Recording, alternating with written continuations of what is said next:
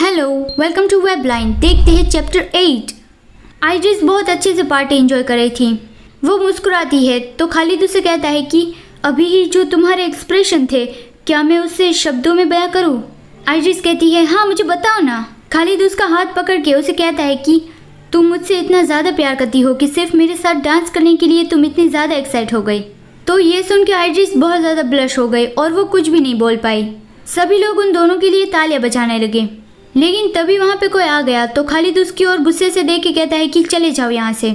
लेकिन आइरिस खालिद को कहती है कि खालिद चलो बाद में बात करते हैं। तो ये सुन के काफ़ी सारे लोग सरप्राइज रह गए कि क्या उसने आर्च ड्यूक को उसके नाम से बुलाया। आर्च ड्यूक यानी कि राजकुमार या फिर उस एरिया का सबसे ऊंचे ओहदे वाला आदमी होता है उसका बेटा। और हाँ, ऑब्वियसली वो लोग रॉयल होते हैं। आइरिस जाती हुई कहती है कि मुझे तुमसे कुछ पूछना था, लेकिन कोई बात नहीं। तुम एक आर्च ड्यूक हो तो तुम्हें दूसरे लोगों के साथ भी अपनी अच्छी रिलेशनशिप बना के रखनी चाहिए। तुम उनके साथ बात करो, तब तक मैं मेहमानों से बात कर लूँगी। खालिद कहता है, हाँ तो फिर ठीक है, जैसा तुम कहो। तो खालिद अपनी बिजनेस की बात में लग गया और आइरिस दूसरी ओर चली गई। वो तो अकेली ही खड़ी थी और दूर से ही खालिद को देखती हुई सोचती है कि मैं ये जानती हूँ कि वो मुझसे अलग तरीके से बिहेव कर रहा है। वो मेरी ओर काइंड और स्वीट बन रहा है। ये उसकी यूजुअल स्टाइल नहीं है। अभी वो जिस तरह से मेरी ओर रह रहा है, ऐसा लग रहा है जैसे वो है ही नहीं। मैं उससे ये पूछना चाहती हूँ कि क्यों। उससे पूछना चाहती हूँ कि वो मुझे ऐसा क्यों फील करवा रहा है, और मेरे मरने से पहले उसने जो कहा था उसका मतलब क्या था। उसने मेरी ओर अपना बिहेवियर चेंज क्यों कर दिया, और मैं टाइम ट्रेवल कैसे कर पाई। मैं वो सब उससे पूछना चाहती हूँ। लेकिन जब भी मैं इन सवालों को पूछने की ट्राई करती हूँ तो तब मैं मेरे डर को नहीं रोक पाती। मुझे डर लगता है कि शायद मेरी और उसकी काइंडनेस गायब हो जाएंगी। मुझे डर लगता है कि वो शायद पहले की तरह ही बन गया तो। लेकिन अब मुझे ये पता चल गया है कि मैं उससे प्यार करने लगी हूँ, तो मैं अब इस बात में भी देरी नहीं कर सकती। मुझे आज ही उससे ये पूछना होगा। लेकिन तभी वहाँ पे कोई आता है और कहता है कि तो तुम ही हो वो आर्च डचेस। आर्च डचेस यानी कि जो आर्च ड्यूक होता है उसकी बीवी।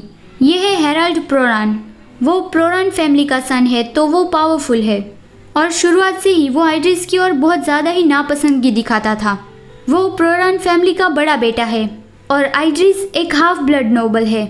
उसका बाप नोबल है लेकिन उसकी माँ तो नौकरानी है, तो इसीलिए ही हेराल्ड आइरिस जैसी लड़की को एक्सेप्ट नहीं करता। आइरिस कहती है कि क्या आपको मुझसे कुछ चाहिए, और वो सोचती है कि वो मुझसे लोअर रैंक के है, लेकिन फिर भी उसने मुझे प्रॉपर्ली ग्रीटिंग नहीं किया। हेराल्ड कहता है, नहीं मुझे तुमसे कुछ नहीं चाहिए, मैं तो बस क्यूरियस था कि हमारी नई आर्च डचेस कैसी है। अगर तुम्हें मेरा टोन रूड लग रहा हो तो मैं माफ़ी मांगता हूँ। आइरिस नर्वस होने लगी। हेराल्ड थोड़ा आगे बढ़ता है और डिस्कस जताता हुआ कहता है कि तुम अभी सबकी कंपैरिजन में बहुत नीचे हो, शायद क्योंकि तुम पैदा ही गलत तरीके से हुई हो। आइरिस को गुस्सा आया और वो सोचती है कि वो तो खुलेआम मेरी इंसल्ट कर रहा है क्योंकि मेरी माँ एक सर्वेंट थी। अगर मैं एक पावरफुल फैमिली की बेटी के साथ गुस्सा करने लगी तो चीज़ें बहुत मुश्किल बन जाएगी। वो गुस्से से अपने हाथ को टाइटली स्क्वीज करती है और कहती है कि मुझे तो ये समझ में नहीं आ रहा है कि आपको एग्जैक्टली किस बात पे हंसी आ रही है। अगर आप यहाँ मेरे साथ एक मीनिंगलेस कन्वर्सेशन करने के लिए आए हैं तो। लेकिन तभी ईथन उन दोनों के बीच आ गया और वो कहता है कि मास्टर प्रोरान, मुझे ऑलरेडी ये पता था कि आप अनपढ़ हो, लेकिन मुझे इस बारे में कोई आइडिया नहीं था कि आपके पास मैनर्स भी नहीं है। हर हाइनेस के सामने इस तरह से बात करने की आपकी हिम्मत कैसे हुई। हेराल्ड कहता है, मैं तुम्हें ठीक से समझ नहीं पा रहा हूँ। आखिर मैंने ऐसा क्या कह दिया जिसे तुम मुझे रूड कह रहे हो। ईथन कहता है, मुझे तो लगता है कि सब लोग भी मेरी बात को ही एग्री करेंगे। जिस तरह से आप आर्च डचेस के सामने खड़े हैं वही डिसरिस्पेक्टफुल लगता है। लेकिन हेराल्ड उस पर हंस के चाहने लगा, तो ईथन उसे रोकता हुआ कहता है कि क्या आप उनसे माफ़ी नहीं मांगने वाले हैं। तो हेराल्ड बिना पीछे मुड़े ही कह देता है कि मैं बहुत ही रूड था, your highness, I am sorry. Iris सोचती है कि वेल, पास्ट में तो मुझसे कभी किसी ने माफ़ी नहीं मांगी थी, तो मुझे इससे थैंकफुल फील होना चाहिए। लेकिन ईथन कहता है कि आप तो अनबिलीवेबल हो। क्या आपके पास ज़रा से भी मैनर्स नहीं है? क्या मास्टर प्रोरान इग्नोरेंट पर्सन है? वो इतने रिडिकुलस वे में आर्च डचेस के सामने बिहेव कर रहे हैं, तो ये सबूत है कि वो कितने लो क्लास के हैं। तो हेराल्ड गुस्से से कहता है कि क्या कहा तुमने? ईथन उसे धमकी देता है कि अगर आप अपने बारे में ऐसी रूमर्स नहीं चाहते हैं तो मेरी सलाह है कि आप फिर से माफ़ी मांग ले, और इस बार पोलाइटली। और ये याद रखना कि मैं आर्च ड्यूक का सबसे खास आदमी हूँ।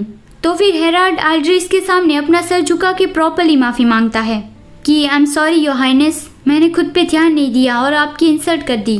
मैं ये जानबूझ के नहीं कर रहा था, तो प्लीज़ मुझे माफ़ कर दीजिए। आइड्रिस कहती है अभी जो कुछ भी हुआ वो सब मैं भूल जाऊंगी, तो तुम जा सकते हो। और वो सोचती है कि पहले तो सिर्फ मुझे ही अपना सर झुकाना पड़ता था। ईथन उसे कहता है कि मुझे तो यकीन नहीं हो रहा है कि आपने उसे इतना इजीली माफ़ कर दिया। वो कितना रूड पर्सन था। आप तो बहुत ज़्यादा काइंड पर्सन हो। उस तरह का आदमी आपकी माफ़ी को डिजर्व नहीं करता। आइड्रिस कहती है मुझे उसे माफ़ तो करना ही था, नहीं तो कल इसके नोबलमैन मेरे बारे में क्या सोचते। और वो स्माइल करती हुई ईथन को थैंक यू कहती है कि तुम मेरे डिफेंस में आए, ये अच्छा हुआ। ईथन उसे कहता है अगर आपको किसी भी चीज़ की ज़रूरत हो तो प्लीज़ मुझे बताने में हेजिटेशन मत करना, मैं हमेशा आपकी हेल्प करने में रेडी रहूँगा। आइड्रिस कहती है मेरी मदद करने के लिए थैंक यू। फिर वो वापस ऊपर चली गई थी और बालकनी में खड़ी थी। वो सोच रही थी कि म्यूज़िक बंद हो गया है, तो लगता है कि पार्टी अब ख़त्म हो गई है। तभी वो देखती है तो वहाँ खालिद आया था। वो कहती है कि ओह खालिद तुम आ गए, लेकिन खालिद आते ही उसे गले लगा लेता है और कहता है कि आइड्रिस मैं तुमसे मिलने के लिए कितना इंतज़ार कर रहा था। माय वाइफ, मैं बहुत ही ज़्यादा क्यूरियस था कि आखिर तुम मुझसे पूछना क्या चाहती थी, और इसी वजह से मैं और किसी चीज़ के बारे में नहीं सोच पाया। तो तुम मुझसे क्या पूछना चाहती थी? तो फिर आइड्रिस पूछ ही लेती है कि मैं तुमसे ये पूछना चाहती थी कि तुम मेरी और इस तरह से क्यों बिहेव कर रहे हो, तुम मेरी और इतना नाइस क्यों बन रहे हो, और ऐसे क्यों बिहेव कर रहे हो कि तुम मुझसे प्यार करते हो। क्या ये कोई गेम है? मैं बस इसी सवाल का जवाब तुमसे जानना चाहती थी। पास्ट में तो तुम ऐसे नहीं थे। तो ये सुन के खालिद बहुत शॉक्ड रह गया कि क्या पास्ट में? तुम ये कह रहे हो कि तुम्हें तुम्हारा पास्ट याद है? चलो आगे की कहानी नेक्स्ट पार्ट में देखेंगे। अगर आपको ये कहानी अच्छी लग रही है तो वीडियो को लाइक ज़रूर कर देना और चैनल को भी सब्सक्राइब कर देना। Bye bye.